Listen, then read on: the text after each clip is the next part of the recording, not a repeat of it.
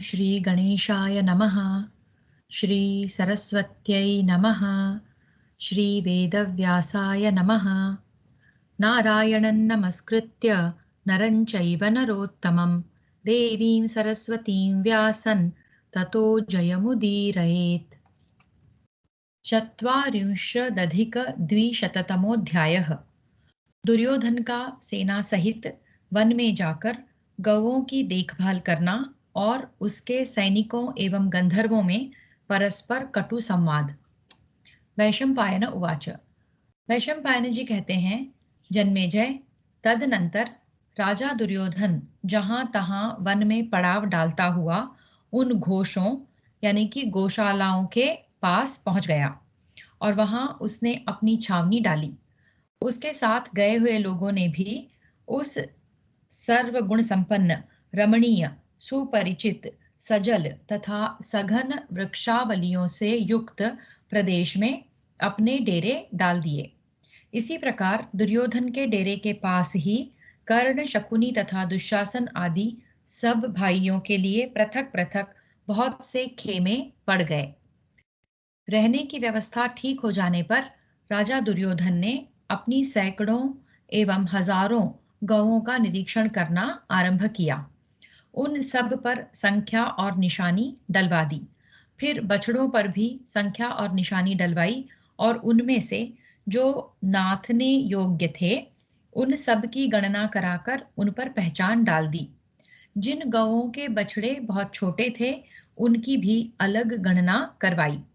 इस प्रकार जांच पड़ताल का काम पूरा करके कुरुनंदन दुर्योधन ने 3 साल के बछड़ों की पृथक गणना करवाई और स्मरण के लिए सब कुछ लिखकर वह बड़ी प्रसन्नता के साथ ग्वालों से घिरकर उस वन में विहार करने लगा।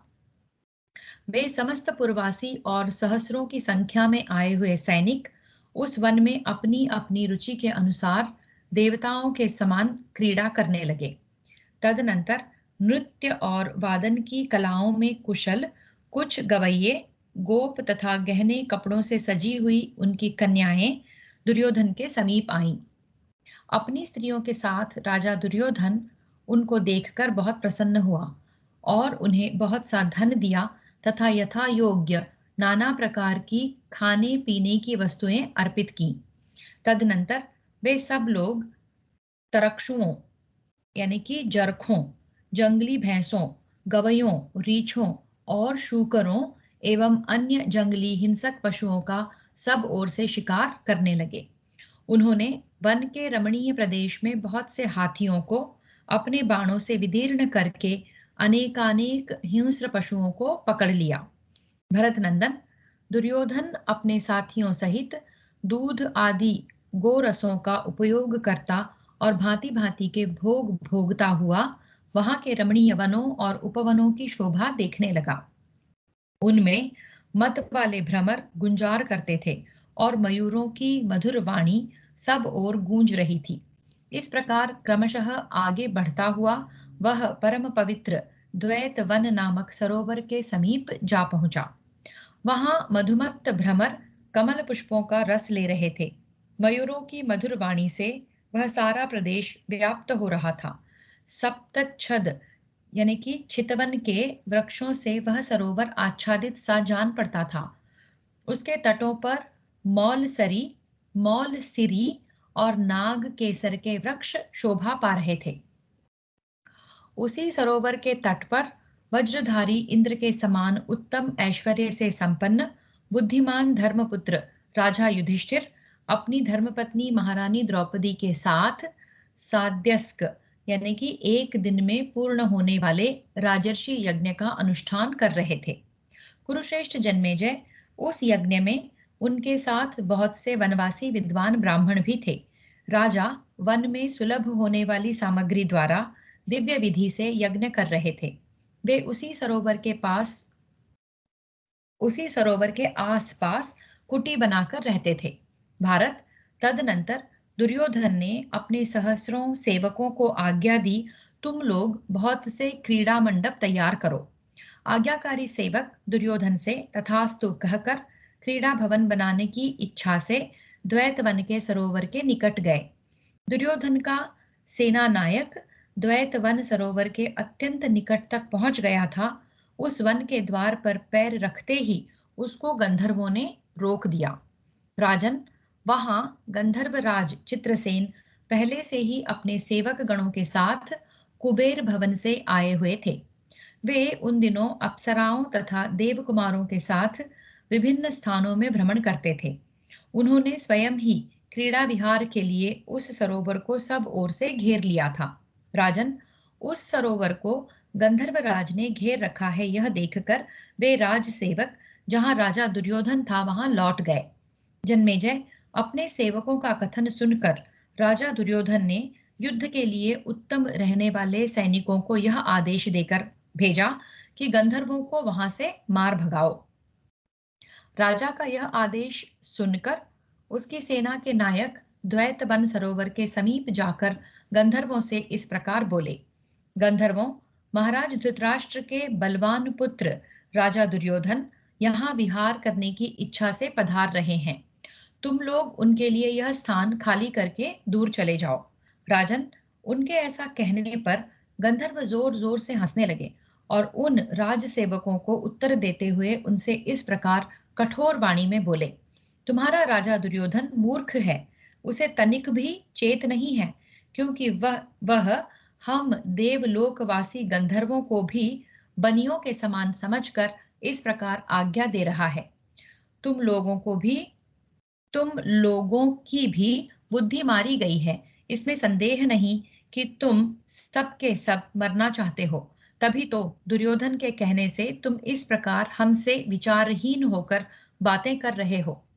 या तो तुम सब लोग तुरंत वहीं लौट जाओ जहां तुम्हारा राजा दुर्योधन रहता है, या यदि ऐसा नहीं करना है तो अभी धर्मराज के नगर यानी कि यमलोक की राह लो।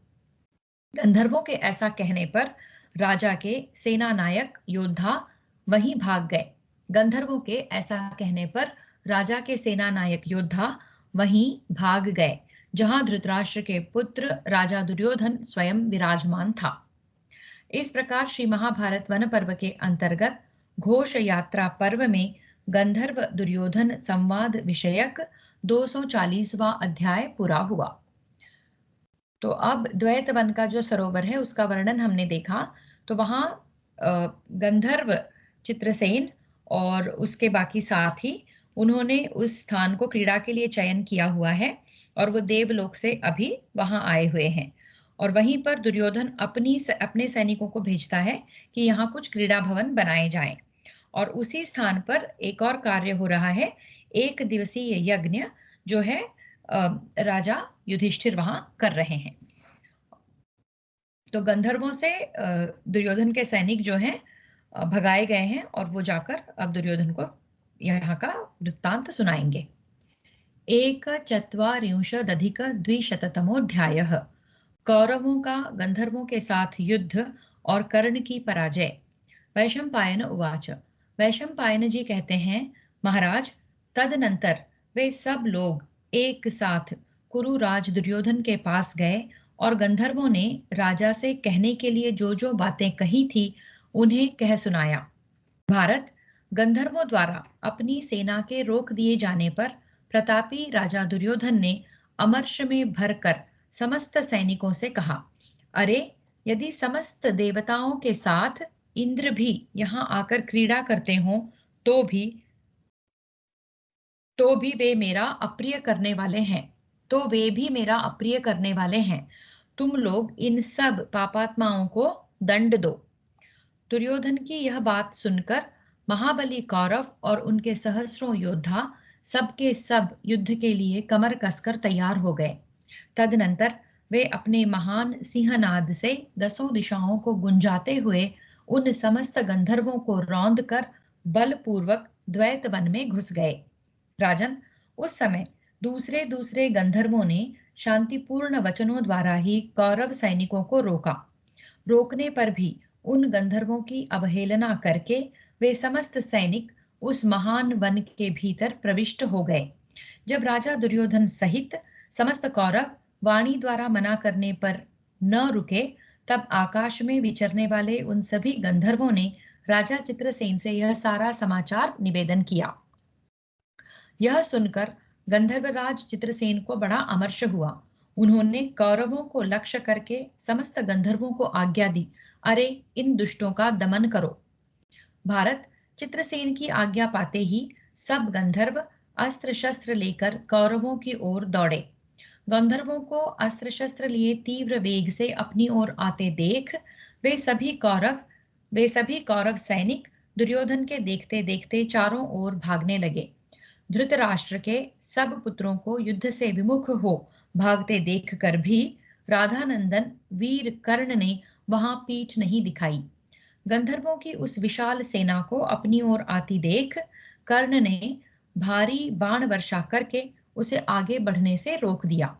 सूतपुत्र कर्ण ने अपने हाथों की फुर्ती के कारण लोहे के शुरप्र, विशिख, भल्ल और वत्सदंत नामक बाणों की वर्षा करके सैकड़ों गंधर्वों को घायल कर दिया। गंधर्वों के मस्तक काट कर गिराते हुए महारथी कर्ण ने चित्रसेन की सारी सेना को क्षण भर में छिन्न भिन्न कर डाला। परम बुद्धिमान सूतपुत्र कर्ण के द्वारा जो जो गंधर्वों पर मार पड़ने लगी, त्यों ही त्यों वे सैकड़ों और हजारों की संख्या में वहां आ आकर एकत्र होने लगे। इस प्रकार चित्रसेन के अत्यंत वेगशाली सैनिकों के आने से क्षण भर में वहां की सारी पृथ्वी गंधर्वमयी हो गई। तदनंतर राजा दुर्योधन, सुबलपुत्र शकुनी, दुशासन, विकर्ण तथा अन्य जो धृतराष्ट्र पुत्र वहां आए थे, उन सब ने गरुड़ के समान भयंकर शब्द करने वाले रथों पर आरूढ़ हो गंधर्वों की उस सेना का संहार आरंभ किया। उन्होंने कर्ण को आगे करके पुनः बड़े वेग से गंधर्वों का सामना किया। उनके साथ रथों का विशाल समूह था। वे रथों को विचित्र गतियों से चलाते हुए कर्ण की रक्षा करने और गंधर्वों पर बाण बरसाने लगे। तत्पश्चात सारे गंधर्व संगठित हो कौरवों के साथ भिड़ गए। उस समय उनमें घमासान युद्ध होने लगा जो रोंगटे खड़े कर देने वाला था। तदनंतर कौरवों के बाणों से पीड़ित हो गंधर्व कुछ ढीले पड़ने लगे और उन्हें कष्ट पाते देख कौरव योद्धा जोर जोर से गरजने लगे। गंधर्वों को भयभीत देखकर गंधर्वराज चित्रसेन को बड़ा क्रोध हुआ। वे शत्रुओं के वध का दृढ़ संकल्प लेकर अपने आसन से उछल पड़े। वे युद्ध की विचित्र पद्धतियों के ज्ञाता थे। उन्होंने मायामय अस्त्र का आश्रय लेकर युद्ध आरंभ किया। चित्रसेन की उस माया से समस्त कौरवों पर मोह छा गया। भारत उस समय दुर्योधन का एक एक सैनिक 10-10 गंधर्वों के साथ लोहा ले रहा था। राजन, तदनंतर गंधर्वों की विशाल सेना से पीड़ित हो वे सभी योद्धा जो पहले जीतने का हौसला रखते थे, भयभीत हो युद्ध से भाग चले। जन्मेजय, जब कौरवों के सभी सैनिक युद्ध छोड़कर भागने लगे, उस समय भी सूर्यपुत्र कर्ण पर्वत की भांति अविचल भाव से उस युद्ध भूमि में डटा रहा। दुर्योधन, कर्ण और सुबलपुत्र शकुनी ये उस समरांगण में यद्यपि बहुत घायल हो गए थे, तथापि गंधर्वों से युद्ध करते रहे। इस पर सभी गंधर्व एक साथ संगठित हो कर्ण को मार डालने की इच्छा से 100-100 तथा 1000-1000 का दल बांधकर रणभूमि में कर्ण के ऊपर टूट पड़े। उन महाबली वीरों ने सूतपुत्र कर्ण के वध की इच्छा रखकर उसके ऊपर चारों ओर से तलवार, पट्टिश, शूल और गदाओं द्वारा प्रहार आरंभ किया। उन महाबली वीरों ने सूतपुत्र कर्ण के वध की इच्छा रखकर उसके ऊपर चारों ओर से तलवार, पट्टिश, शूल और गदाओं द्वारा प्रहार आरंभ किया। किन्हीं ने उसके रथ का जुआ काट दिया, दूसरों ने ध्वजा काटकर गिरा दी, कुछ लोगों ने ईशा दंड के टुकड़े टुकड़े कर दिए। कुछ गंधर्वों ने कर्ण के घोड़ों को यमलोक पहुंचा दिया तथा दूसरों ने सारथी को मार गिराया। किसी एक ने छत्र, दूसरे ने वरूथ और अन्य सैनिकों ने रथ के बंधन काट डाले। गंधर्वों की संख्या कई हजार थी। उन्होंने कर्ण के रथ को तिल तिल करके काट दिया। वरूथ का अर्थ होता है लोहे की चद्दर या सीकड़ों का बना हुआ आवरण वरुथ कहलाता है। पहले यह शत्रु के आघात से रथ को रक्षित करने के लिए उसके ऊपर डाला जाता है। तो कर्ण के रथ के जो है टुकड़े टुकड़े करने लगे गंधर्व। तब सूतपुत्र कर्ण हाथ में तलवार और ढाल लिए अपने रथ से कूद पड़ा और विकर्ण के रथ पर बैठकर अपने प्राण बचाने के लिए उसके घोड़ों को जोर जोर से हाँकने लगा। इस प्रकार श्री महाभारत वन पर्व के अंतर्गत घोष यात्रा पर्व में कर्ण पराजय विषयक 241वां अध्याय पूरा हुआ। तो यहाँ हमने देखा कि गंधर्वों के आगे कर्ण टिक नहीं पाया और वो विकर्ण के रथ पर बैठकर भाग गया वहां से। 2,450 गंधर्वों द्वारा दुर्योधन आदि की पराजय और उनका अपहरण। वैशंपायन उवाच। वैशंपायन जी कहते हैं, महाराज, गंधर्वों ने जब महारथी कर्ण को भगा दिया तब दुर्योधन के देखते देखते उसकी सारी सेना भी भाग चली। धृतराष्ट्र के सभी पुत्रों को युद्ध से पीठ दिखाकर भागते देखकर भी राजा दुर्योधन स्वयं वहीं डटा रहा, उसने पीठ नहीं दिखाई। गंधर्वों की उस विशाल सेना को अपनी ओर आती देख शत्रुओं का दमन करने वाले वीर दुर्योधन ने उस पर बाणों की बड़ी भारी वर्षा प्रारंभ कर दी, परंतु गंधर्वों ने उस बाण वर्षा की कुछ भी परवाह नहीं की। उन्होंने दुर्योधन को मार डालने की इच्छा से उसके रथ को चारों ओर से घेर लिया और उसके युग, ईशादंड, वरूथ, ध्वजा, सारथी, घोड़ों, 3 वेणुदंड वाले छत्र और तल्प यानी कि बैठने के स्थान को बाणों द्वारा तिल तिल करके काट डाला। उस समय दुर्योधन रथहीन होकर धरती पर गिर पड़ा। यह देख महाबाहु चित्रसेन ने झटपट जाकर उसे जीते जी ही बंदी बना लिया। राजेंद्र, दुर्योधन के कैद हो जाने पर गंधर्वों ने रथ पर बैठे हुए दुशासन को भी सब ओर से घेर कर पकड़ लिया। अन्य कितने ही गंधर्व धृतराष्ट्र के पुत्र चित्रसेन और विविंशति को बंदी बनाकर ले चले। अन्य कितने ही गंधर्व धृतराष्ट्र के पुत्र चित्रसेन और विविंशति को बंदी बनाकर ले चले। कुछ अन्य गंधर्वों ने विंद और अनुविंद को तथा राजकुल की समस्त महिलाओं को भी अपने अधिकार में ले लिया। गंधर्वों ने दुर्योधन की सारी सेना को मार भगाया था।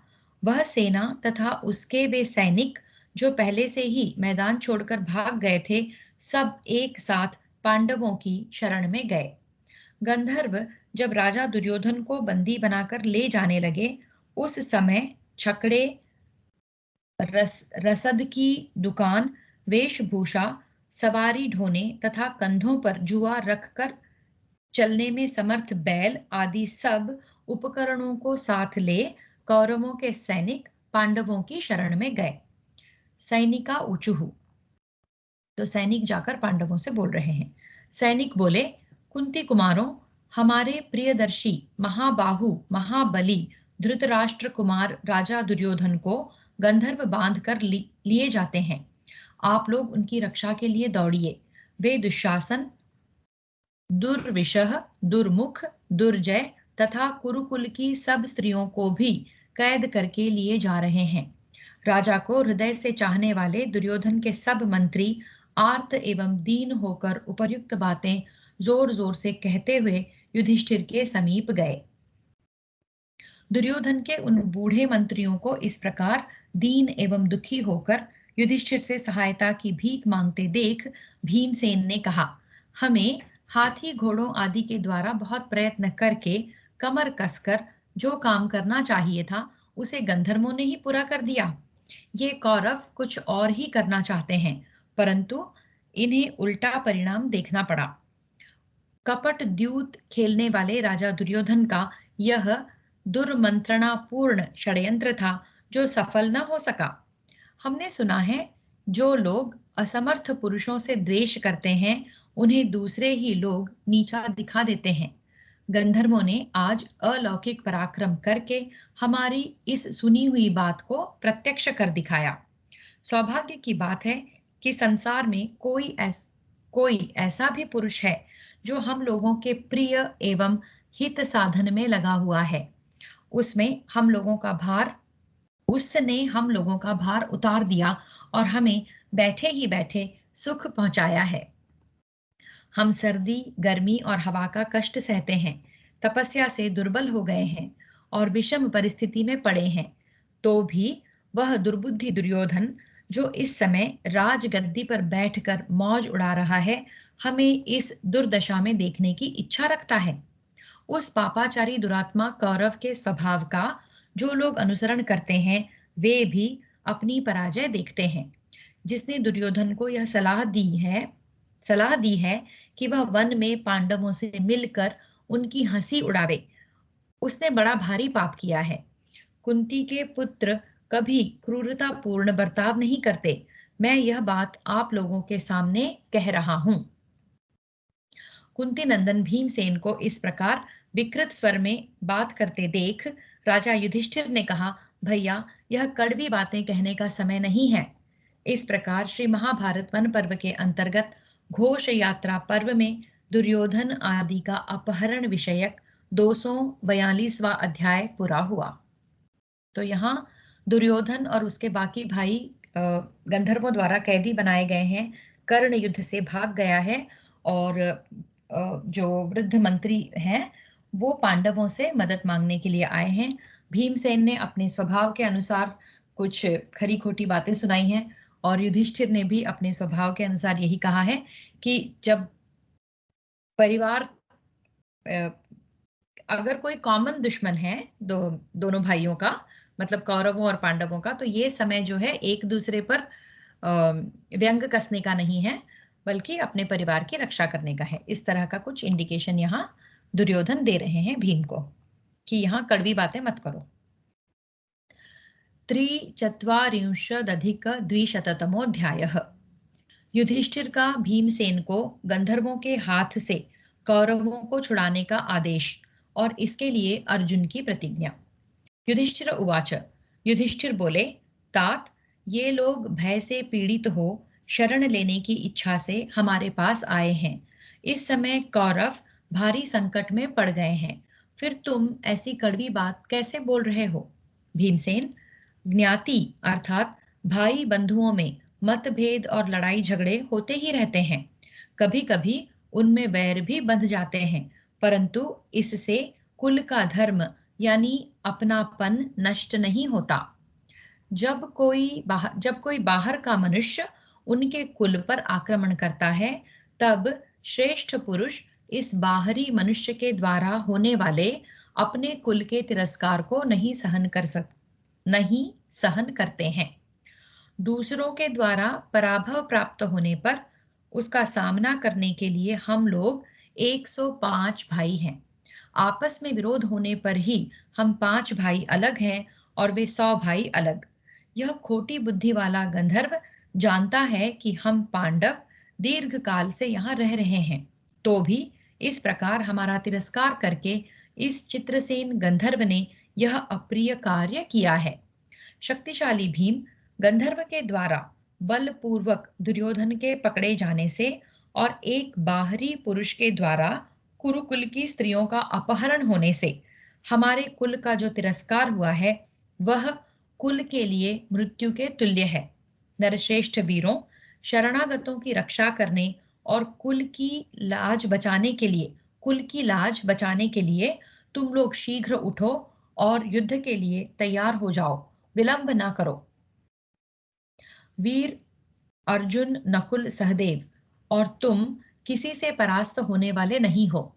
नरवीरों, गंधर्वों द्वारा अपहृत होने वाले दुर्योधन को छुड़ा लाओ। नरसिंहों, कौरवों के ये सुनहरी ध्वजा वाले निर्मल रथ सामने खड़े हैं। इनमें सब प्रकार के अस्त्र शस्त्र मौजूद हैं। इनके चलने पर भारी आवाज होती है। ये रथ सदा सुसज्जित रहते हैं। शस्त्र विद्या में निपुण इंद्रसेन आदि सारथी इन पर बैठे हुए हैं। तुम लोग इन रथों पर आरूढ़ हो गंधर्वों से युद्ध करने के लिए तैयार हो जाओ और सावधान होकर दुर्योधन को छुड़ाने का प्रयत्न करो। भीमसेन, जो कोई साधारण क्षत्रिय भी क्यों न हो, शरण लेने के लिए आए हुए मनुष्य की यथाशक्ति रक्षा करता है, फिर तुम जैसे वीर पुरुष शरणागत की रक्षा करें, इसके लिए तो कहना ही क्या है। वैशंपायन उवाच। वैशंपायन जी कहते हैं, जन्मेजय, युधिष्ठिर के ऐसा कहने पर कुंती कुमार भीमसेन पहले के वैर का स्मरण करते हुए क्रोध से आंखें लाल करके फिर इस प्रकार बोले। भीम उवाच। भीमसेन बोले, वीरवर भैया युधिष्ठिर, आपको याद होगा पहले इसी दुर्योधन ने लाक्षागृह में हम लोगों को जलाकर भस्म कर देने का घृणित विचार किया था, परंतु दैव ने हमारी रक्षा की। भरत कुलभूषण प्रभो, इसी ने मेरे भोजन में तीव्र कालकूट विष मिला दिया और मुझे लता पाश से बांधकर गंगा जी में फेंक दिया था। कुंती नंदन, जुए के समय इसने बड़े बड़े पाप किए हैं। द्रौपदी का स्पर्श, उसके केशों को पकड़कर खींचना और भारी सभा में उसे नंगी करने के लिए उसके वस्त्रों का अपहरण करना, ये सब दुर्योधन के कुकृत्य हैं। पहले के किए हुए पापों का फल आज दुर्योधन भोग रहा है। इस धृतराष्ट्र पुत्र दुर्योधन को पकड़कर दंड देने का काम तो हम लोगों को ही करना चाहिए था, परंतु किसी दूसरे ने हमारे साथ मैत्री की इच्छा रखकर स्वयं ही वह कार्य पूरा कर दिया है। राजन, आप उदास ना हो, गंधर्व हम लोगों का उपकारी ही है। गंधर्व हम लोगों का उपकारी ही है, मतलब वो हमारे ही लिए काम कर रहा है। वैशंपायन उवाच। वैशंपायन जी कहते हैं, जन्मेजय, इसी समय चित्रसेन द्वारा अपहृत होता हुआ दुर्योधन अत्यंत दुख से पीड़ित हो जोर जोर से विलाप करने लगा। दुर्योधन उवाच। दुर्योधन बोला, पुरुवंश का यश बढ़ाने वाले समस्त धर्मात्माओं में श्रेष्ठ महायशस्वी पुरुष सिंह महाबाहु पांडुपुत्र युधिष्ठिर मुझे गंधर्व बलपूर्वक हर कर लिए जा रहा है। मेरी रक्षा करो। महाबाहो, यह शत्रु तुम्हारे भाई मुझ दुर्योधन को बांधे लिए जाता है। साथ ही ये सारे गंधर्व दुशासन, दुर दुर्विशह, दुर्मुख, दुर्जय तथा हमारी रानियों को भी बंदी बनाकर लिए जा रहे हैं। पुरुषोत्तम पांडवों, शीघ्र इनका पीछा करो और मेरे प्राण बचाओ। महाबाहु वृकोदर और महायशस्वी धनंजय, मेरी रक्षा करो। दोनों भाई नकुल और सहदेव भी अस्त्र शस्त्र लिए मेरी रक्षा के लिए दौड़े आवें। पांडवों, कुरुवंश के लिए यह बड़ा भारी अयश प्राप्त हो रहा है। तुम अपने पराक्रम से इन गंधर्वों को जीत कर मार भगाओ। वैशंपायन उवाच। वैशंपायन जी कहते हैं, जन्मेजय, इस प्रकार आर्तवाणी में विलाप करते हुए दुर्योधन का करुण क्रंदन सुनकर माननीय युधिष्ठिर दया से द्रवित हो गए। उन्होंने पुनः भीमसेन से कहा, इस जगत में कौन ऐसा श्रेष्ठ पुरुष है जो हाथ जोड़कर शरण में आए हुए शत्रु को भी देखकर और उसके द्वारा की हुई दौड़ो बचाओ की पुकार सुनकर उसकी रक्षा के लिए दौड़ नहीं पड़ेगा। पांडवों, वरदान, राज्य प्रदान, पुत्र की प्राप्ति करना तथा शत्रु का संकट से उद्धार करना, इन चार वस्तुओं में से प्रारंभ के 3 और अंत का 1 समान है। यानी कि वरदान, राज्य प्रदान, पुत्र की प्राप्ति करना, ये एक तरफ, और इसी के बराबर है शत्रु का संकट से उद्धार करना। तुम्हारे लिए इससे बढ़कर आनंद की बात और क्या होगी कि दुर्योधन विपत्ति में पड़कर तुम्हारे बाहुबल के भरोसे अपने जीवन की रक्षा करना चाहता है। वीर भीमसेन, यदि मेरा यह यज्ञ प्रारंभ न हो गया होता तो मैं स्वयं ही दुर्योधन को छुड़ाने के लिए दौड़ा जाता। इस विषय में मेरे लिए कोई दूसरा विचार करना उचित नहीं है। कुरुनंदन भीम, शांतिपूर्ण ढंग से समझा बुझाकर जिस तरह भी दुर्योधन को छुड़ा सको, सभी उपायों से वैसा ही प्रयत्न करना। यदि समझाने बुझाने से वह गंधर्वराज चित्रसेन तुम्हारी बात न माने तो कोमलतापूर्ण पराक्रम के द्वारा दुर्योधन को छुड़ाने की चेष्टा करना। भीम, यदि कोमलतापूर्ण युद्ध से भी वह कौरवों को न छोड़े तो तुम सभी उपायों से उन लुटेरे गंधर्वों को कैद करके कौरवों को छुड़ाना। भरत नंदन वृकोदर, इस समय मेरा यह यज्ञ कर्म चालू है, अतः ऐसी स्थिति में मैं तुम्हें इतना ही संदेश दे सकता हूँ। वैशंपायन उवाच। वैशंपायन जी कहते हैं, जन्मेजय, अजात शत्रु युधिष्ठिर का उपर्युक्त वचन सुनकर अर्जुन ने अपने बड़े भाई की आज्ञा के अनुसार कौरवों को छुड़ाने की प्रतिज्ञा की। अर्जुन उवाच। अर्जुन बोले, यदि गंधर्व लोग समझाने बुझाने से कौरवों को नहीं छोड़ेंगे तो यह पृथ्वी आज गंधर्व राज का रक्त पिएगी। राजन, सत्यवादी अर्जुन की वह प्रतिज्ञा सुनकर कौरवों के जी में जी आया। इस प्रकार श्री महाभारत वन पर्व के अंतर्गत घोष यात्रा पर्व में दुर्योधन को छुड़ाने की आज्ञा विषयक 243वां अध्याय पूरा हुआ। तो दुर्योधन ने आर्त होकर पांडवों से रक्षा की याचना की और युधिष्ठिर ने कहा कि जब कोई शरणागति मांगता है तो रक्षा करना ही सबसे उचित काम है। और दुर्योधन खुद आज हमसे अपनी रक्षा की याचना कर रहा है। इससे बड़ी खुशी की बात भी हमारे लिए क्या हो सकती है। तो तुम्हें अवश्य ही जाना चाहिए और गंधर्वों से दुर्योधन को छुड़ाना चाहिए। और अर्जुन ने इस समय प्रतिज्ञा की है कि वो गंधर्वों से दुर्योधन को छुड़वाएगा। आगे देखते हैं। चतुश्चत्वारिंशदधिकद्विशततमोऽध्यायः। पांडवों का गंधर्वों के साथ युद्ध। वैशंपायन उवाच। वैशंपायन जी कहते हैं, जन्मेजय, युधिष्ठिर की बात सुनकर भीमसेन आदि सभी नरश्रेष्ठ पांडव युद्ध के लिए उठ खड़े हुए। उन सबके मुख पर प्रसन्नता छा रही थी। भारत, तदनंतर उन समस्त महारथियों ने जाम्बू नद नामक सुवर्ण से विभूषित एवं विचित्र शोभा धारण करने वाले अभेद्य कवच धारण किए। फिर नाना प्रकार के दिव्य आयुध हाथ में लिए कवच धारण करके रथों पर आरूढ़ हो ध्वज और धनुष से सुशोभित वे समस्त पांडव प्रज्वलित अग्नियों के समान दिखाई देने लगे।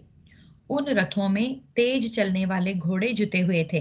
वे सभी रथ युद्ध की आवश्यक सामग्रियों से पूर्णतः संपन्न थे। रथियों में श्रेष्ठ पांडव उन पर आरूढ़ हो शीघ्र ही वहां से चल दिए। फिर तो कौरव सैनिकों की बड़ी भयंकर गर्जना सुनाई देने लगी। महारथी पांडवों को एक साथ धावा बोलते देख विजय श्री से सुशोभित होने वाले आकाशचारी महारथी गंधर्व बड़ी उतावली के साथ क्षण भर में उस वन के भीतर ऐसे एकत्र हो गए मानो उन्हें किसी का भय न हो। तदनंतर अपनी विजय से उल्लसित होते हुए सारे गंधर्व शत्रुओं का सामना करने के लिए लौट पड़े। उन्होंने देखा चारों वीर पांडव युद्ध के लिए उद्युत हो रथ पर बैठे हुए आ रहे हैं और अपनी कांति से लोकपालों के समान उद्भासित हो रहे हैं। यह देखकर गंधमादन निवासी गंधर्व अपनी सेना की व्यूह रचना करके खड़े हो गए। भारत, परम बुद्धिमान धर्मपुत्र राजा युधिष्ठिर के पूर्वोक्त वचनों का स्मरण करके पांडवों ने कोमलता पूर्वक ही युद्ध आरंभ किया।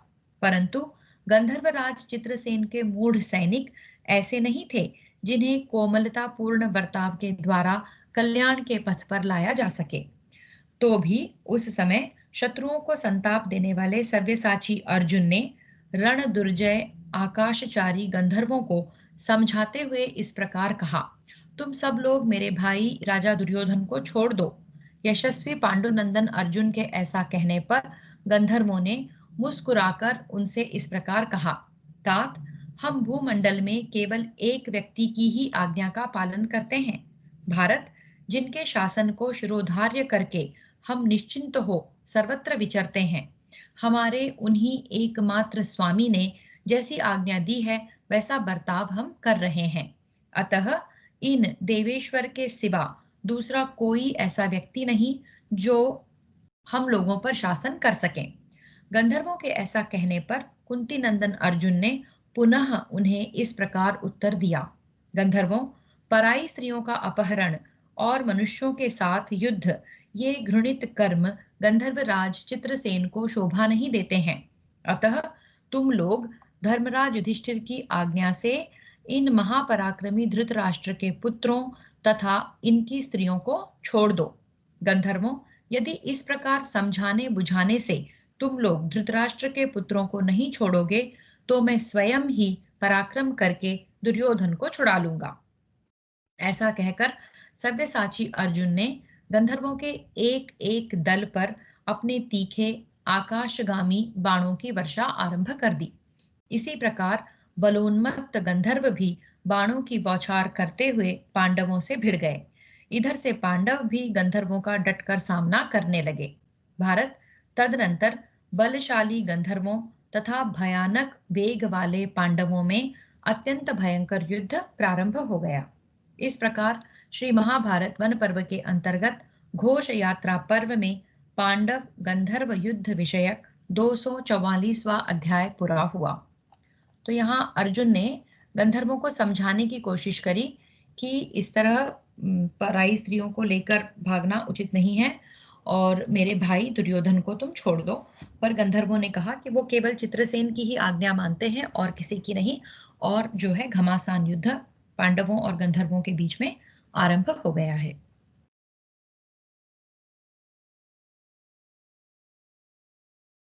पंचचत्वारिंशदधिकद्विशततमोऽध्यायः। पांडवों के द्वारा गंधर्वों की पराजय। वैशंपायन उवाच। वैशंपायन जी कहते हैं, जन्मेजय, तदनंतर दिव्यास्त्रों से संपन्न सुवर्णमालाधारी गंधर्वों ने तेजोमय बाणों की वर्षा करते हुए चारों ओर से पांडवों को घेर लिया। राजन, वीर पांडव केवल 4 थे, परंतु इस रणभूमि में हजारों गंधर्व उन पर एक साथ टूट पड़े थे। यह एक अद्भुत सी बात थी।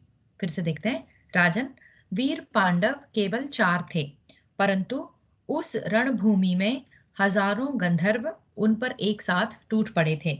यह एक अद्भुत सी बात थी। गंधर्वों ने जैसे कर्ण तथा दुर्योधन दोनों के रथों को छिन्न भिन्न करके उनके सैकड़ों टुकड़े कर दिए थे, उसी प्रकार वे पांडवों के रथों को भी टूक टूक कर देने की चेष्टा में लग गए। राजन, रणभूमि में सैकड़ों गंधर्वों को अपने ऊपर आक्रमण करते देख नरश्रेष्ठ पांडवों ने बार बार बाणों की झड़ी लगाकर उन सबको रोक दिया। सब ओर से बाणों की वर्षा का लक्ष्य होने के कारण वे आकाशचारी गंधर्व पांडवों के समीप जाने का साहस न कर सके। उस समय गंधर्वों को क्रोध में भरे हुए देख अर्जुन ने भी कुपित होकर महान दिव्यास्त्रों का प्रयोग आरंभ किया। वे अत्यंत बलवान थे। उन्होंने उस युद्ध में आग्नेयास्त्र का प्रयोग करके 10 लाख गंधर्वों को यमलोक पहुंचा दिया। राजन, इसी प्रकार बलवानों में श्रेष्ठ महाधनुर्धर भीमसेन ने अपने तीक्ष्ण सायकों द्वारा सैकड़ों गंधर्वों को मार गिराया। उत्कट बलशाली माद्री कुमार नकुल और सहदेव ने भी युद्ध में तत्पर हो सैकड़ों शत्रुओं को आगे से पकड़कर मार डाला। महारथी पांडवों के चलाए दिव्यास्त्रों की मार खाकर गंधर्व धृतराष्ट्र के पुत्रों को लिए दिए आकाश में उड़ गए। कुंती नंदन अर्जुन ने उन्हें आकाश में उड़ते देख चारों ओर बाणों का विस्तृत जाल सा फैलाकर गंधर्वों को घेरे में डाल दिया। उस जाल में वे उसी प्रकार बंध गए जैसे पिंजड़े में पक्षी। अतः वे अत्यंत कुपित होकर अर्जुन पर गदा, शक्ति और रुष्टि आदि अस्त्र शस्त्रों की वर्षा करने लगे। तब उत्तम अस्त्रों के ज्ञाता अर्जुन उनकी गदा, शक्ति तथा रुष्टि आदि अस्त्र शस्त्रों की वर्षा का निवारण करके भल्ल नामक बाणों द्वारा गंधर्वों के अंगों पर आघात करने लगे। गंधर्वों के मस्तक, बाहु तथा पैर कट कट कर इस प्रकार गिरने लगे मानो पत्थरों की वर्षा हो रही हो। इससे शत्रुओं को बड़ा भय होने लगा। महात्मा पांडुनंदन अर्जुन ने बाणों से घायल होकर आकाश में स्थित हुए गंधर्वों ने महात्मा पांडुनंदन अर्जुन के बाणों से घायल होकर आकाश में स्थित हुए गंधर्वों ने पृथ्वी पर खड़े हुए अर्जुन पर बाणों की वर्षा प्रारंभ की। तेजस्वी परंतप सव्यसाची ने अपने अस्त्रों द्वारा गंधर्वों की बाण वर्षा का निवारण करके उन्हें फिर से घायल कर दिया। कुरुकुल का आनंद बढ़ाने वाले अर्जुन ने स्थूणाकर्ण, इंद्रजाल, सौर, आग्नेय तथा सौम्य नामक दिव्यास्त्रों का प्रयोग किया। कुंती कुमार के उन सायकों से गंधर्व उसी प्रकार दग्ध होने लगे जैसे इंद्र के बाणों द्वारा दैत्य। इससे उनको बड़ा विषाद हुआ।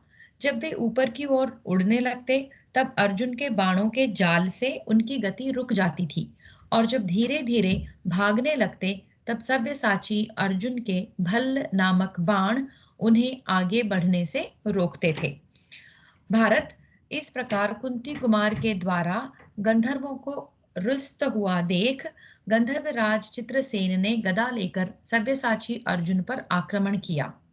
गदा हाथ में गदा लिए बड़े वेग से युद्ध के लिए आते हुए चित्रसेन की उस गदा के जो सब की सब लोहे की बनी हुई थी, अर्जुन ने अपने बाणों द्वारा 7 टुकड़े कर दिए। वेगशाली अर्जुन के बाणों से अपनी गदा के अनेक टुकड़े हुए देख चित्रसेन अंतर्धान विद्या द्वारा अपने आप को छिपाकर उन पांडु कुमार के साथ युद्ध करने लगे। उस समय उन्होंने जिन जिन दिव्यास्त्रों का प्रयोग किया उन सब को वीर अर्जुन ने अपने दिव्य अस्त्रों द्वारा शांत कर दिया। महात्मा अर्जुन के उन अस्त्रों से रोके जाने पर बलवान गंधर्वराज माया से अदृश्य हो गए। उन्हें अदृश्य होकर प्रहार करते देख अर्जुन ने दिव्यास्त्रों द्वारा अभिमंत्रित किए हुए आकाशचारी बाणों से बींध डाला।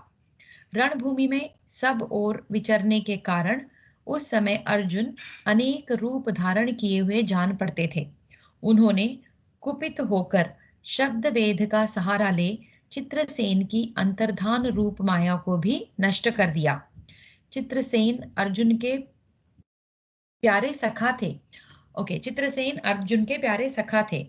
उन्होंने महात्मा अर्जुन के बाणों से अत्यंत घायल होने पर अपने आप को उनके सामने प्रकट कर दिया।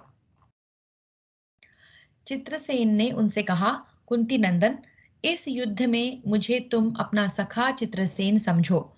यह सुनकर अर्जुन ने चित्रसेन की ओर दृष्टिपात किया। अपने सखा को युद्ध में अत्यंत दुर्बल हुआ देख पांडव प्रवर अर्जुन ने अपने धनुष पर प्रकट किए हुए उस दिव्य अस्त्र का उपसंहार कर दिया। अर्जुन को अपना अस्त्र समेटते देख सब पांडवों ने भी दौड़ते हुए घोड़ों को रोक लिया और वेग पूर्वक छूटने वाले बाणों और धनुषों का संचालन भी बंद कर दिया। तत्पश्चात गंधर्वराज चित्रसेन, भीमसेन, अर्जुन और नकुल सहदेव सब लोग परस्पर कुशल समाचार पूछकर अपने रथों में बैठे रहे। इस प्रकार श्री महाभारत वन पर्व के अंतर्गत घोष यात्रा पर्व में गंधर्व पराजय विषयक 245वां अध्याय पूरा हुआ। यहाँ बड़ा इंटरेस्टिंग रहा। चित्रसेन ने, जो कि अर्जुन के मित्र थे, एक समय हमने देखा था चित्रसेन द्वारा भी अर्जुन को काफी शस्त्रों का ज्ञान मिला था। तो चित्रसेन ने वह बात याद दिलाई कि मैं आपका मित्र ही हूं, और फिर युद्ध जो है रुक गया है। षट्चत्वारिंशदधिक-द्विशततमोऽध्यायः।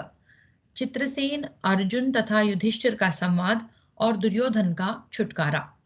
वैशंपायन उवाच। वैशंपायन जी कहते हैं, जन्मेजय, तदनंतर परम कांतिमान महान धनुर्धर अर्जुन ने गंधर्वों की सेना के बीच चित्रसेन से हंसते हुए पूछा, वीर, कौरवों को बंदी बनाने में तुम्हारा क्या उद्देश्य था? स्त्रियों सहित दुर्योधन को तुमने किस लिए कैद किया? चित्रसेन उवाच। चित्रसेन ने कहा, धनंजय, देवराज इंद्र को स्वर्ग में बैठे ही बैठे दुरात्मा दुर्योधन और पापी कर्ण का यह अभिप्राय मालूम हो गया था कि ये आप लोगों को वन में रहकर अनाथ की भांति क्लेश उठाते और विषम परिस्थिति में पड़कर अस्थिर भाव से रहते हुए जानकर भी उस अवस्था में आपको देखने और दुखी करने का निश्चय कर चुके हैं। ये स्वयं सम यानी कि सुखपूर्ण अवस्था में स्थित हैं, फिर भी आप पांडवों तथा यशस्विनी द्रौपदी की हंसी उड़ाने के लिए वन में आए हैं। इस प्रकार इनकी आप लोगों का अनिष्ट करने की इच्छा जानकर देवेश्वर इंद्र ने मुझसे इस प्रकार कहा, चित्रसेन, तुम जाओ और दुर्योधन को उसके मंत्रियों सहित बांधकर यहाँ ले आओ। युद्ध में तुम्हें भाइयों सहित अर्जुन की रक्षा करनी चाहिए, क्योंकि पांडुनंदन अर्जुन तुम्हारे प्रिय सखा तथा शिष्य हैं। वहां से देवराज की यह आज्ञा मानकर मैं तुरंत यहाँ चला आया। यह दुरात्मा दुर्योधन मेरी कैद में आ गया है, अतः अब मैं देवलोक को जाऊंगा और पाक शासन इंद्र की आज्ञा से इस दुरात्मा को भी वहीं ले जाऊंगा। अर्जुन उवाच। अर्जुन बोले, चित्रसेन, दुर्योधन हम लोगों का भाई है। यदि तुम मेरा प्रिय करना चाहते हो तो धर्मराज के आदेश से इसे छोड़ दो। चित्रसेन उवाच। चित्रसेन ने कहा, धनंजय, यह पापी सदा राज्य सुख भोगने के कारण हर्ष से मतवाला हो उठा है, अतः इसे छोड़ना उचित नहीं है। इसने धर्मराज युधिष्ठिर तथा द्रौपदी को धोखा दिया है। कुंती नंदन धर्मराज युधिष्ठिर इसके इस कुटिल अभिप्राय को नहीं जानते हैं, अतः यह सब सुनकर तुम्हारी जैसी इच्छा हो वैसा करो। वैशंपायन उवाच। वैशंपायन जी कहते हैं, राजन, तदनंतर वे सब लोग राजा युधिष्ठिर के पास गए। वहां जाकर गंधर्वों ने दुर्योधन की सारी कुचेष्टा कह सुनाई। गंधर्वों का यह कथन सुनकर अजातशत्रु युधिष्ठिर ने उस समय समस्त कौरवों को बंधन से छुड़ा दिया और गंधर्वों की भूरी भूरी प्रशंसा की। आप सब लोग बलवान और सामर्थ्यशाली हैं। आपने मंत्रियों तथा जाति भाइयों सहित इस दुराचारी दुर्योधन का वध नहीं किया। यह बड़े सौभाग्य की बात है। तात, आकाशचारी गंधर्वों ने यह मेरा बहुत बड़ा उपकार किया है कि इस दुरात्मा को छोड़ दिया, इसलिए मेरे कुल का अपमान नहीं हुआ। गंधर्वों, अपनी अभीष्ट सेवा के लिए हमें आज्ञा दीजिए। हम सब लोग आपके दर्शन से बहुत प्रसन्न हैं। अपनी समस्त मनोवांछित वस्तुओं को प्राप्त करने के पश्चात यहाँ से शीघ्रता पूर्वक प्रस्थान कीजिएगा। बुद्धिमान पांडुपुत्र युधिष्ठिर से आज्ञा लेकर चित्रसेन आदि सब गंधर्व अप्सराओं के साथ प्रसन्नता पूर्वक वहां से विदा हुए। तदनंतर गंधर्वों सहित चित्रसेन ने देवलोक में पहुंचकर देवराज इंद्र के समक्ष सब समाचार निवेदन किया। युद्ध में कौरवों द्वारा जो गंधर्व मारे गए थे, उन सब को देवराज इंद्र ने दिव्य अमृत की वर्षा करके जिला दिया। इस प्रकार उन सब भाई बंधुओं एवं राजकुल की महिलाओं को गंधर्वों से छुड़ाकर एवं दुष्कर पराक्रम करके प्रसन्न हुए महारथी महामना पांडव स्त्री बालकों सहित कौरवों द्वारा पूजित एवं प्रशंसित हो यज्ञ मंडप में प्रज्वलित अग्नियों के समान देदीप्यमान हो रहे थे। तदनंतर बंधन मुक्त हुए दुर्योधन से भाइयों सहित युधिष्ठिर ने प्रेम पूर्वक यह बात कही, तात, फिर कभी ऐसा दुस्साहस न करना। भारत, दुस्साहस करने वाले मनुष्य कभी सुखी नहीं होते। कुरुनंदन, अब तुम अपने सब भाइयों साथ कुशल पूर्वक इच्छानुसार घर जाओ। हम लोगों के प्रति मन में वैमनस्य न रखना। वैशंपायन उवाच। वैशंपायन जी कहते हैं, जन्मेजय, पांडुनंदन युधिष्ठिर की आज्ञा पाकर राजा दुर्योधन ने उन धर्मपुत्र अजातशत्रु को प्रणाम करके अपने नगर की ओर प्रस्थान किया। उस समय जिसकी इंद्रियां काम न देती हों, उस रोगी की भांति उसका हृदय व्यथा से विदीर्ण हो रहा था। उसे अपने कुकृत्य पर बड़ी लज्जा हो रही थी। दुर्योधन के चले जाने पर द्विजातियों से प्रशंसित होते हुए भाइयों सहित वीर कुंती नंदन युधिष्ठिर वहां के समस्त तपस्वी मुनियों से घिरे रहकर देवताओं के बीच में बैठे हुए इंद्र की भांति शोभा पाने और प्रसन्नता पूर्वक द्वैत वन में विहार करने लगे। इस प्रकार श्री महाभारत वन पर्व के अंतर्गत घोष यात्रा पर्व में दुर्योधन को छुड़ाने से संबंध रखने वाला 246वां अध्याय पूरा हुआ। तो यहाँ हमने देखा चित्रसेन जो है इंद्र के कहने पर कौरवों को बंदी बनाने के लिए आए थे और दुर्योधन और बाकी स्त्रियां छूट गई। युधिष्ठिर ने उनको कहा कि इस तरह के कुकृत्य नहीं करने चाहिए और अब तुम घर चले जाओ और दुर्योधन को यहाँ पर लज्जा भी आई है। आगे देखते हैं। सप्तचत्वारिंशदधिकद्विशततमोऽध्यायः। सेना सहित दुर्योधन का मार्ग में ठहरना और कर्ण के द्वारा उसका अभिनंदन। जन्मेजय उवाच। जन्मेजय बोले, मुने, दुर्योधन को शत्रुओं ने जीता और बांध लिया। फिर महात्मा पांडवों ने गंधर्वों के साथ युद्ध करके उसे छुड़ाया। ऐसी दशा में उस अभिमानी और दुरात्मा दुर्योधन का हस्तिनापुर में प्रवेश करना मुझे तो अत्यंत कठिन प्रतीत होता है, क्योंकि वह अपने शौर्य के विषय में बहुत डींग हाका करता था, घमंड में भरा रहता था और सदा गर्व के नशे में चूर रहा करता था। उसने अपने पौरुष और उदारता द्वारा सदा पांडवों का अपमान ही किया था। पापी दुर्योधन सदा अहंकार की ही बातें करता था। पांडवों की सहायता से मेरे जीवन की रक्षा हुई, यह सोचकर तो वह लज्जित हो गया होगा। उसका हृदय शोक से व्याकुल हो उठा होगा। वैशंपायन जी, ऐसी स्थिति में उसने अपनी राजधानी में कैसे प्रवेश किया, यह विस्तार पूर्वक कहिए। वैशंपायन उवाच। वैशंपायन जी बोले, राजन, धर्मराज से विदा होकर धृतराष्ट्र पुत्र दुर्योधन लज्जा से मुंह नीचा किए अत्यंत दुखी और खिन्न होकर वहां से चल दिया। राजा दुर्योधन की बुद्धि शोक से मारी गई थी। वह अपने अपमान पर विचार करता हुआ चतुरंगिणी सेना के साथ नगर की ओर चल पड़ा। रास्ते में एक ऐसा स्थान मिला जहां घास और जल की सुविधा थी। दुर्योधन अपने वाहनों को वहीं छोड़कर एक सुंदर एवं रमणीय भूभाग में अपनी रुचि के अनुसार ठहर गया। हाथी, घोड़े, रथ और पैदल सैनिकों को भी उसने यथास्थान ठहरने की आज्ञा दे दी।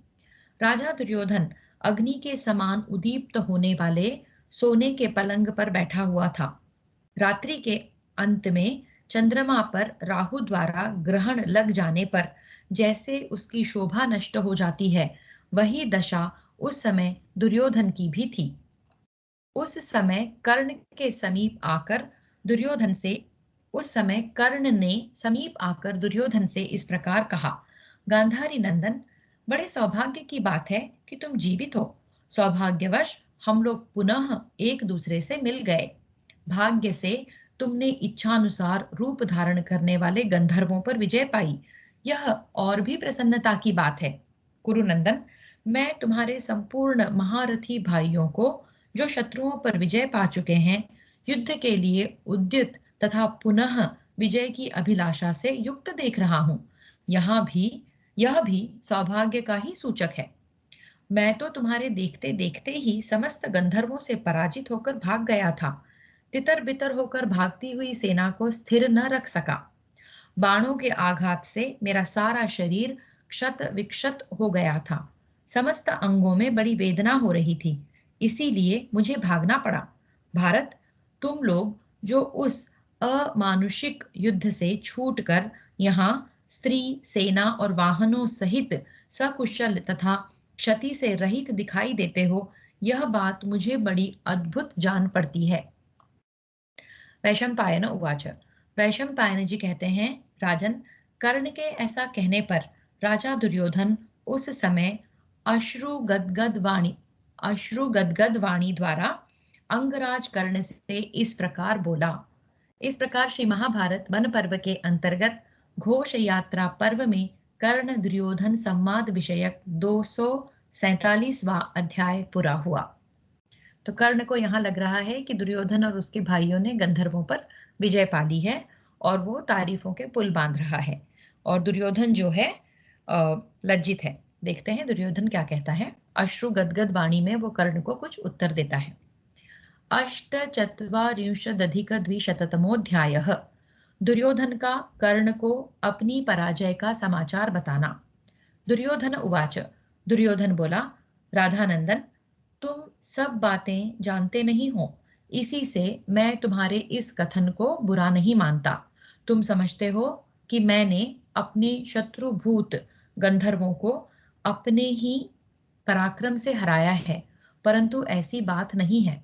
महाबाहो, मेरे भाइयों ने मेरे साथ रहकर गंधर्वों के साथ बहुत देर तक युद्ध किया और उसमें दोनों पक्ष के बहुत से सैनिक मारे गए। परंतु जब माया के कारण अधिक शक्तिशाली शूरवीर गंधर्व आकाश में खड़े होकर युद्ध करने लगे, तब उनके साथ हम लोगों का युद्ध समान स्थिति में नहीं रह सका।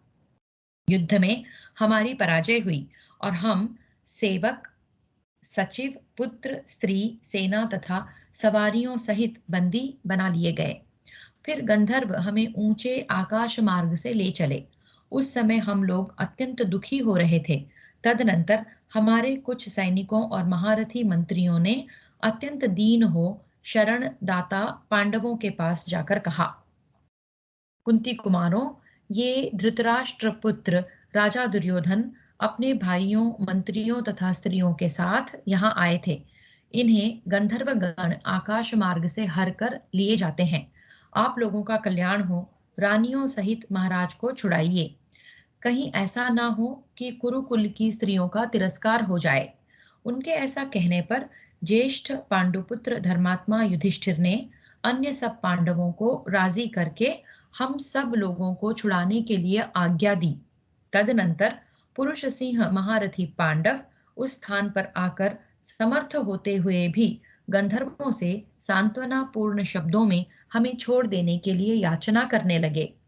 उनके समझाने बुझाने पर भी जब आकाशचारी वीर गंधर्व हमें न छोड़ सके और बादलों की भांति गरजने लगे, तब अर्जुन, भीम तथा उत्कट बलशाली नकुल सहदेव ने उन असंख्य गंधर्वों की ओर लक्ष्य करके बाणों की वर्षा आरंभ कर दी। फिर तो सारे गंधर्व रणभूमि छोड़कर आकाश में उड़ गए और मन ही मन आनंद का अनुभव करते हुए हम दीन दुखियों को अपनी ओर घसीटने लगे। इसी समय हमने देखा चारों ओर बाणों का जाल सा बन गया है और उससे वेष्टित हो अर्जुन अलौकिक अस्त्रों की वर्षा कर रहे हैं। पांडुनंदन अर्जुन ने अपने तीखे बाणों से समस्त दिशाओं को आच्छादित कर दिया है। यह देखकर उनके सखा चित्रसेन ने अपने आप को उनके सामने प्रकट कर दिया। फिर तो चित्रसेन और अर्जुन दोनों एक दूसरे से मिले और कुशल मंगल तथा स्वास्थ्य का समाचार पूछने लगे। दोनों ने एक दूसरे से मिलकर अपना कवच उतार दिया। फिर समस्त वीर गंधर्व पांडवों के साथ मिलकर एक हो गए। तत्पश्चात चित्रसेन और धनंजय ने एक दूसरे का आदर सत्कार किया। इस प्रकार श्री महाभारत वन पर्व के अंतर्गत घोष यात्रा पर्व में दुर्योधन वाक्य विषयक 248वां अध्याय पूरा हुआ। तो जैसा भी युद्ध हुआ था गंधर्वों और पांडवों के बीच में, जैसे उन्होंने मन बड़ा कर कर कौरवों की रक्षा की, सारा वृत्तांत जो है दुर्योधन जैसा का वैसा कर्ण को बता रहे हैं।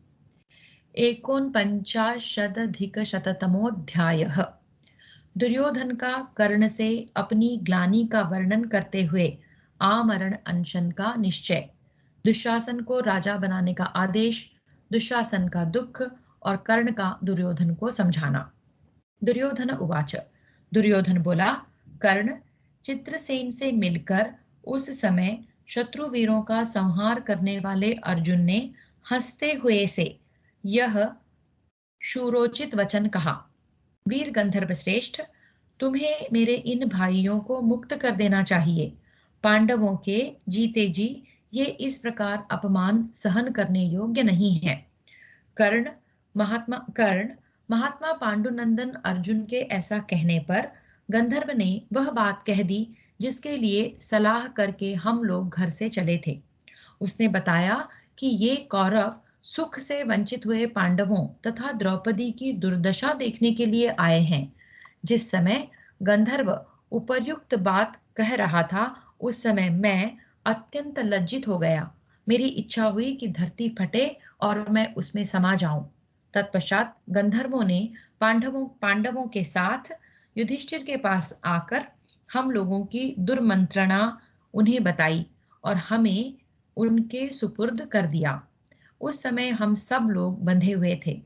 स्त्रियों के सामने मैं दीन भाव से बंधकर शत्रुओं के वश में पड़ गया और उसी दशा में युधिष्ठिर को अर्पित किया गया। इससे बढ़कर दुख की बात और क्या हो सकती है। जिनका मैंने सदा तिरस्कार किया और जिनका मैं सर्वदा शत्रु बना रहा, उन्हीं लोगों ने मुझ दुर्बुद्धि को शत्रुओं के बंधन से छुड़ाया है और उन्होंने ही मुझे जीवन दान दिया है। वीर, यदि मैं उस महायुद्ध में मारा गया होता तो यह मेरे लिए कल्याणकारी होता, परंतु इस दशा में जीवित रहना कदापि अच्छा नहीं है।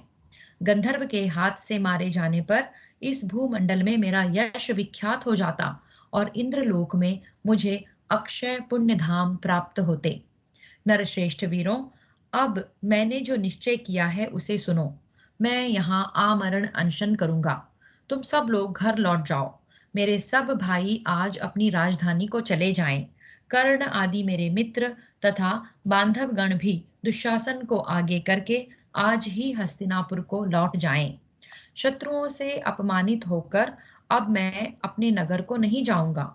अब तक मैंने शत्रुओं का मान मर्दन किया है और सुहृदों को सम्मान दिया है, परंतु आज मैं अपने सुहृदों के लिए शोकदायक और शत्रुओं का हर्ष बढ़ाने वाला हो गया। हस्तिनापुर जाकर मैं राजा से क्या कहूंगा? भीष्म, द्रोण, कृपाचार्य, अश्वत्थामा, विदुर, संजय, बालीक, भूरिश्रवा तथा अन्य जो वृद्ध पुरुषों के लिए आदरणीय महानुभाव हैं, वे तथा ब्राह्मण, प्रमुख वैश्यगण और उदासीन वृत्ति वाले लोग मुझसे क्या कहेंगे और मैं उन्हें क्या उत्तर दूंगा? मैं पराक्रम करके शत्रुओं के मस्तक तथा छाती पर खड़ा हो गया था, परंतु अब अपने ही दोष से नीचे गिर गया। ऐसी दशा में उन आदरणीय पुरुषों से मैं किस प्रकार वार्तालाप करूंगा? उद्दंड मनुष्य लक्ष्मी, विद्या तथा ऐश्वर्य को पाकर भी दीर्घ काल तक कल्याणमय पद पर प्रतिष्ठित नहीं रह पाते हैं। जैसे मैं मद और अहंकार में चूर होकर अपनी प्रतिष्ठा खो बैठा हूं। अहो, यह कुकर्म मेरे योग्य नहीं है। मुझ दुर्बुद्धि ने स्वयं ही मोहवश दुखदायक दुष्कर्म कर डाला, जिससे गंधर्वों का बंदी हो जाने के कारण मेरा जीवन संदिग्ध हो गया। इसलिए मैं अवश्य आमरण उपवास करूंगा। अब जीवित नहीं रह सकूंगा। जिसका शत्रुओं ने संकट से उद्धार किया हो, ऐसा कौन विचारशील पुरुष जीवित रहना चाहेगा? शत्रुओं ने मेरी हंसी उड़ाई है। मुझे अपने पौरुष का अभिमान था, किंतु यहाँ मैं कोई पुरुषार्थ न दिखा सका। पराक्रमी पांडवों ने अवहेलनापूर्ण दृष्टि से मुझे देखा है।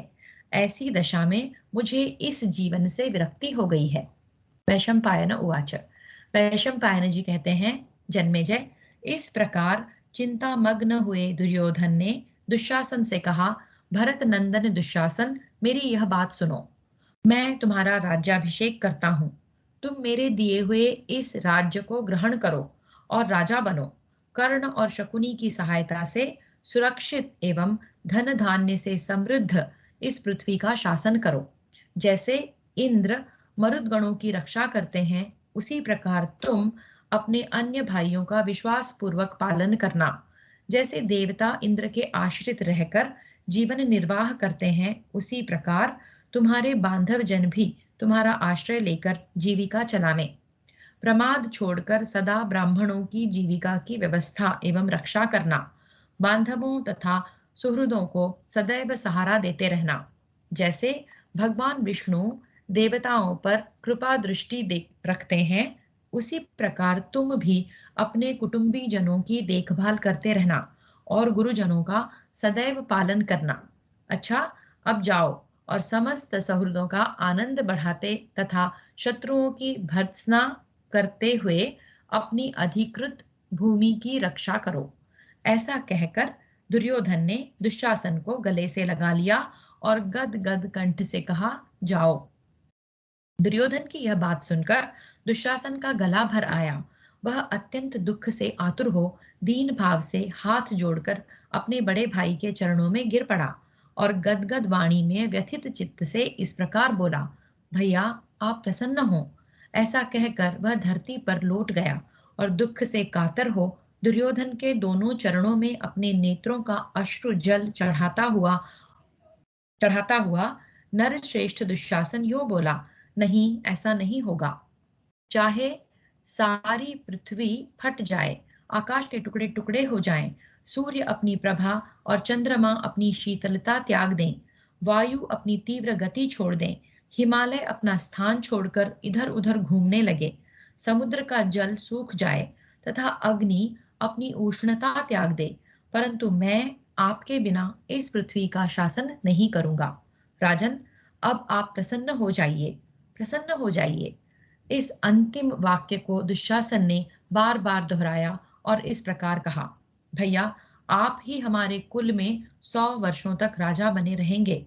जन्मेजय, ऐसा कहकर दुशासन अपने बड़े भाई के माननीय चरणों को पकड़कर फूट फूट कर रोने लगा। दुशासन और दुर्योधन को इस प्रकार दुखी होते देख कर्ण के मन में बड़ी व्यथा हुई। उसने निकट जाकर उन दोनों से कहा, कुरुकुल के श्रेष्ठ वीरों, तुम दोनों गंवारों की तरह नासमझी के कारण इतना विषाद क्यों कर रहे हो? शोक में डूबे रहने से किसी मनुष्य का शोक कभी निवृत्त नहीं होता।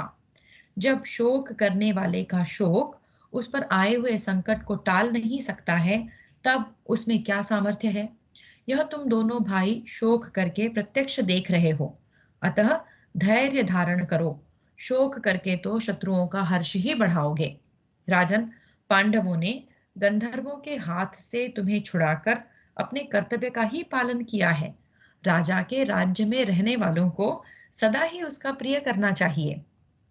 तुमसे सुरक्षित होकर वे यहाँ निश्चिंतता पूर्वक निवास कर रहे हैं। ऐसी दशा में तुम्हें निम्न कोटि के मनुष्यों की तरह दीनतापूर्ण खेद नहीं करना चाहिए। राजन, तुम आमरण उपवास का व्रत लेकर बैठे हो और इधर तुम्हारे सगे भाई शोक एवं विषाद में डूबे हुए हैं। बस इन सबको दुखी करने से कोई लाभ नहीं है। तुम्हारा भला हो, उठो, चलो और अपने भाइयों को आश्वासन दो। इस प्रकार श्री महाभारत वन पर्व के अंतर्गत घोष यात्रा पर्व में दुर्योधन